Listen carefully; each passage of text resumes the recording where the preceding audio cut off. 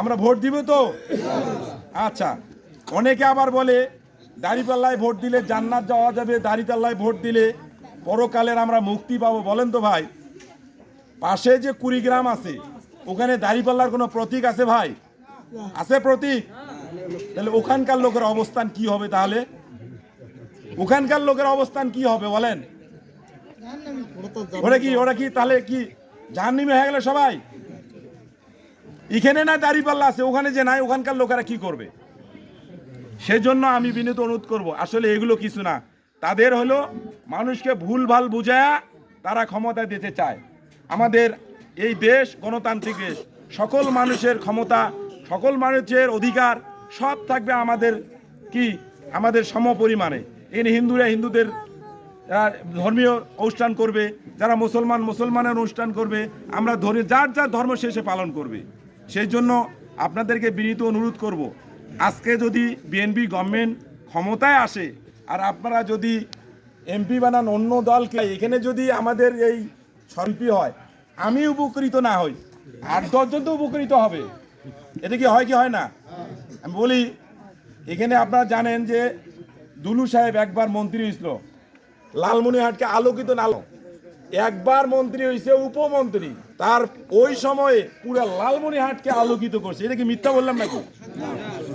তাহলে যদি গভর্নমেন্ট যদি বিএনপি হয় ভাই, এখানে এই যে সামান্য একটা মন্ত্রী হলে একটা এই সামান্য আপনাদের এই রাস্তাঘাট কালভার্ট ব্রিজ, এটা তো ভাই কোনো মামুলি ব্যাপার ভাই, এটা কোনো কিছুই না।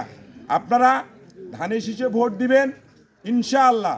আমি মনে করি যে জনাব তাজবিরুল ইসলামকে যদি আমরা এমপি নির্বাচিত করতে পারি তাহলে উনি অবশ্যই মন্ত্রী হবেন, এটা আমরা আশা করি। আর মন্ত্রী হলে আমাদের জন্য যে কাজ, যে যতটুকু আপনারা, উনি মন্ত্রী নাই হতে যেসব কাজ করছে, ইন্ডাস্ট্রিয়াল একটা ইন্ডাস্ট্রি তৈরি করছে, এখানে তার শিক্ষার মান উন্নয়নের জন্য শিক্ষা প্রতিষ্ঠান করছে, এখানে চিকিৎসা ব্যবস্থার জন্য আমাদের হাসপাতাল তৈরি করছে, মায়েদের উপকারের জন্য তারা মাতৃমঙ্গল করছে, তারা তো ভাই চোখের আঙ্গুল দেখাই দিছে ভাই। কি এটা কি মিথ্যা বললাম নাকি?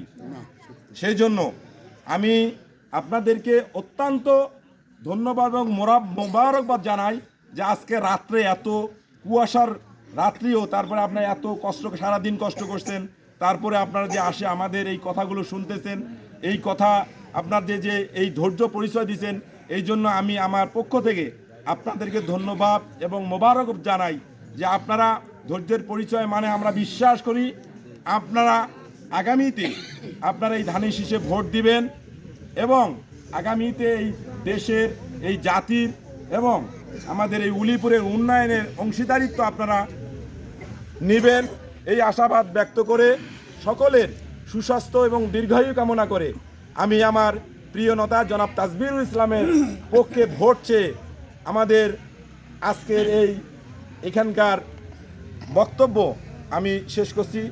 সকলের সুস্বাস্থ্য এবং দীর্ঘায়ু কামনা করছি। সকলকে ধন্যবাদ। আসসালামু আলাইকুম ওয়া রাহমাতুল্লাহ।